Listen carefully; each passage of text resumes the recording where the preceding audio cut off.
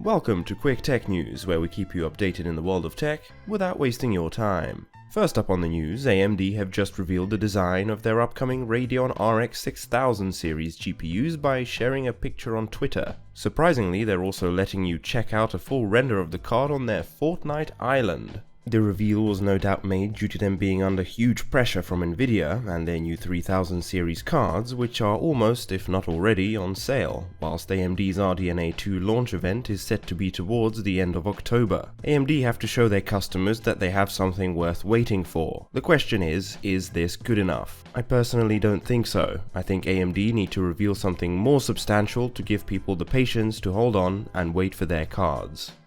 Next up, bad news for Razer customers. There's been an accidental data leak by the global gaming hardware manufacturing company, leaving over 100,000 gamers' data exposed for over a month. The leak exposed data such as full names, email addresses, phone numbers, billing and shipping addresses, and order details. Razer commented that credit card information and passwords were not exposed. The leak was plugged on the 9th of September. The Oculus Quest has been leaked pretty much in full by Facebook themselves. The original post showed some of the specifications along with a full reveal video, which have now been removed by Facebook. Luckily, the soldiers of YouTube are fast and relentless, so we can have a look here. The new version is smaller and lighter than the old one, and the controllers have improved ergonomics. The Oculus Quest 2 has a Qualcomm Snapdragon XR2 processor, and the new display has 50% more pixels than the first headset. The Quest 2 also has 6GB of RAM, 2GB up from the last model.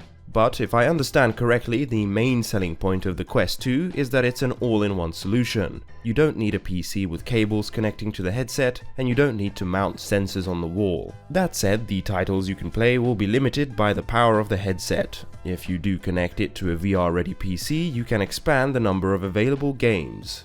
If you enjoyed this video, I would really appreciate if you could like the video, subscribe, and tell your friends to help get this channel off the ground. Thanks, and see you next time.